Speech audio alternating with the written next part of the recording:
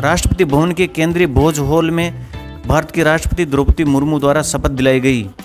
मैं जगदीप धनखड़ ईश्वर की शपथ लेता हूं कि जनवरी 2022 में सीएम बनर्जी ने धनखड़ को ट्विटर पर ब्लॉक कर दिया। हाय एवरीवन, एक नई वीडियो के साथ आप सभी का एक बार फिर वेलकम है।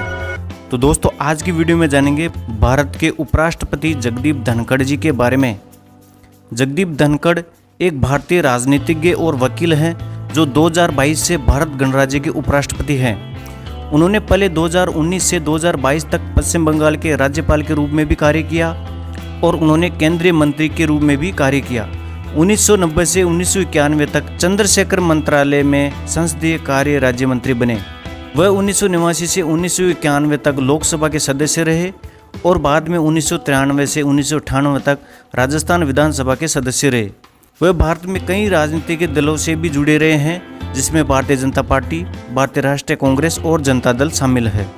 जगदीप धनखड़ का जन्म 18 मई 1951 को राजस्थान के झुंझुनू जिले के एक छोटे से गांव किठाना में एक हिंदू जाट परिवार में हुआ था। उनके पिताजी का नाम गोकुल चंद और माता का नाम केसरी देवी था। उन्होंने अपनी स्कूली शिक्षा सैनिक स्कूल चित्तौड़गढ़ से पूरी की। धनखड़ ने अपनी प्राथमिक और मध्य विद्यालय की शिक्षा क्रम से किठाना सरकारी स्कूल और धरदाना सरकारी स्कूल से पूरी की। उन्होंने राजस्थान विश्वविद्यालय जयपुर से बीएससी और एलएलबी में स्नातक किया। धनखड़ ने 1979 में सुदेश धनखड़ से शादी की और उनकी एक बेटी भी है जिनका नाम है कामना। जगदीप धनखड़ ने 1979 में एक वकील के रूप में राजस्थान बार काउंसिल में दाखिला लिया।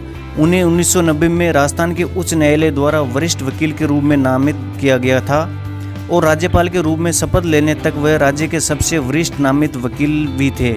1990 से धनखड़ मुख्य रूप से भारत के सर्वोच्च न्यायालय में एक वरिष्ठ वकील के रूप में संवैधानिक कानून के क्षेत्र में अभ्यास कर रहे थे।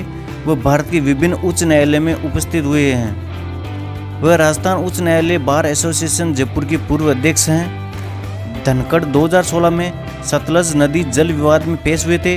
उन्होंने भारत के सर्वोच्च न्यायालय में हरियाणा राज्य की ओर से बहस की थी।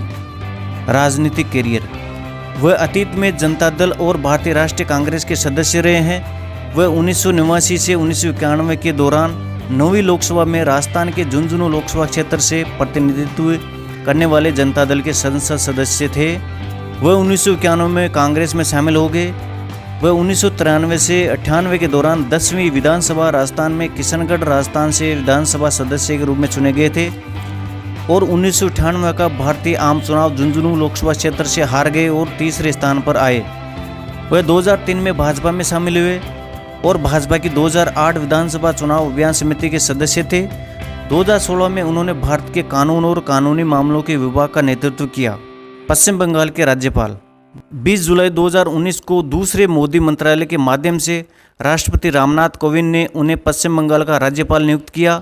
कलकत्ता उच्च न्यायालय के मुख्य न्यायाधीश टीबी राधाकृष्णन ने 30 जुलाई 2019 को राजभवन कोलकाता में जगदीप धनखड़ को राज्यपाल पद की शपथ दिलाई। पश्चिम बंगाल का राज्यपाल बनने के बाद धनखड़ का अपने पूरे कार्यकाल के दौरान राज्य सरकार और राज्य की मुख्यमंत्री ममता बनर्जी के साथ लगातार सार्वजनिक टकराव होता रहा। धनखड़ तीसरे बनर्जी मंत्रालय के मुख्य आलोचक थे। वह राजनीतिक मुद्दों पर पश्चिम बंगाल सरकार पर हमला करने के लिए अक्सर ट्विटर और मीडिया का इस्तेमाल करते थे। सत्तारूढ़ party all India Trinamool Congress ने धनखड़ को विपक्ष का असली नेता बताया। जनवरी 2022 में सीएम बनर्जी ने धनखड़ को ट्विटर पर ब्लॉक कर दिया और उन पर रोजाना अपने ट्वीट में उनका उल्लेख करने और अनैतिक अपमानजनक तरीके से बात करने का आरोप लगाया। 13 जुलाई 2022 को धनखड़ ने पश्चिम बंगाल की मुख्यमंत्री ममता बनर्जी, असम के मुख्यमंत्री हेमंत बिस्वा शर्मा से मुलाकात की। बाद में 15 जुलाई 2022 को धनखड़ ने दिल्ली का दौरा किया और वहां केंद्रीय गृह मंत्री अमित शाह से मुलाकात की। 16 जुलाई 2022 को भाजपा ने धनखड़ को अगले महीने 2022 के चुनाव के लिए भारत के उपराष्ट्रपति पद के लिए राष्ट्रीय जनतांत्रिक गठबंधन के उम्मीदवार के रूप में नामित किया। धनखड़ को भाजपा द्वारा किसान पुत्र के रूप में पेश किया गया है। उन्होंने संयुक्त विपक्ष की उम्मीदवार भारतीय राष्ट्रीय कांग्रेस की पूर्व केंद्रीय मंत्री और राज्यपाल मार्गरेट आल्वा के खिलाफ चुनाव लड़ा। 18 जुलाई 2022 को धनखड़ ने उपराष्ट्रपति चुनाव के लिए अपना नामांकन पत्र दाखिल किया। उनके साथ प्रधानमंत्री मोदी और अन्य केंद्रीय मंत्री भी शामिल थे। चुनाव 6 अगस्त को आयोजित किए गए। उसी शाम वोटों की गिनती की गई। धनखड़ निचले और ऊपरी सदनों में 725 सांसदों के वोटों में से 528 वोट हासिल करके विजयी हुए। अखिल भारतीय तृणमूल कांग्रेस केवल 2 सदस्यों के मतदान के साथ चुनाव से दूर रही। धनखड़ ने 2022 का चुनाव लगभग 74% वोटों के साथ जीता और 1992 के चुनाव के बाद से सबसे अधिक चुनावी जीत का अंतर दर्ज किया। राष्ट्रपति भवन के केंद्रीय भोज हॉल में भारत की राष्ट्रपति द्रौपदी मुर्मू द्वारा शपथ दिलाई गई। तो दोस्तों, मेरा आज का वीडियो आपको कैसा लगा कमेंट में ज़रूर बताना।